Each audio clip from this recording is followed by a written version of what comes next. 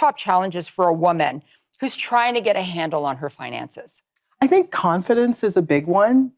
You and I were talking as well before the break that we don't learn about money in school. They're just starting to have financial conversations in the school system. But unless you came from a financially savvy family where at the dinner table they talked about money, certainly that was not the conversations I was having in my own immigrant household. If you spoke about money in an immigrant family's household, mine, that could lead you to, getting into trouble.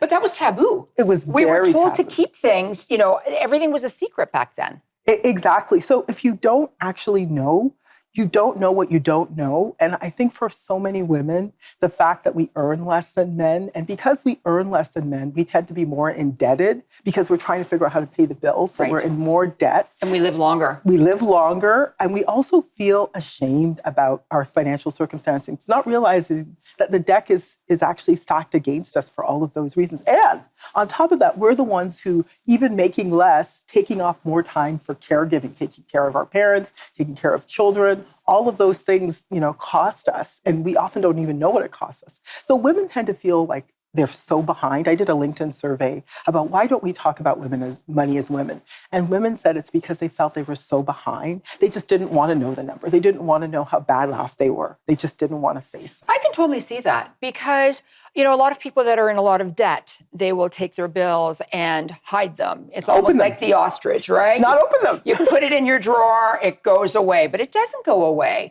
And we really need to take control of ourselves, of our finances, because we've got an entire future ahead of us. Yeah, absolutely. And it's the worst thing is to be in a scenario where you're a female and things start to happen and you feel like you have no control. So your partner could pass away. You could have a divorce. You could be in a scenario where you get to 60 and you don't have enough to live on. And this is the first time you're actually opening up your statements and looking at where you are. So the truth is, the thing that's going to help you overcome your fear of money is to look at it, to understand it.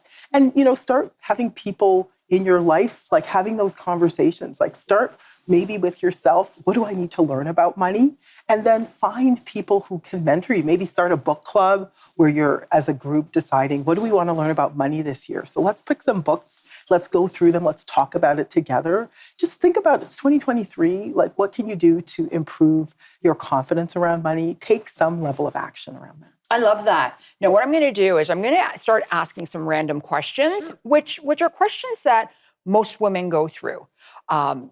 You are living in a common law relationship, or you just get married. Do you have a separate bank account? 100% yes. Remember my single mom? Ladies? I agree. Never fully rely on a man. There should be 3 accounts that you have when you get married or you're in a cohab relationship. The you account, the me account, the we account. Because you never know, like you want to be in a situation, nobody knows, what's going to happen in the future. Life can be very unpredictable. So having access to liquid cash that you can touch, you might not even have the same retirement plans. You might have different risk levels. Maybe they're more risky, your partner's more risky than you. So knowing where some of the money is crucial. Think about the things that you'll do together, but you'll do things separately. You'll retire separately. You might have different goals, especially ladies coming into relationships from previous relationships with children. Really important to have your own money, know where it's going, and feel like you have some level of control over your finances. I think for women who are getting out of relationships or considering divorcing, that's one of the major challenges is they don't even feel they know where the money is. They don't have access to any money on their own that's not going to be audited by their partner. The other thing too is that just came out during COVID lockdowns. A lot of women would go to work to walk away from their abusers from home. But now everyone was working from home and self-isolating. And if they didn't have that bank account, of their own bank account, Right. They didn't have the option to start a new life, walk away, and protect themselves. That's exactly my point. So if you don't have access to money that's just your money, then it could really put you in financial harm's way. It might make you feel trapped. So, having access to your own money is crucial.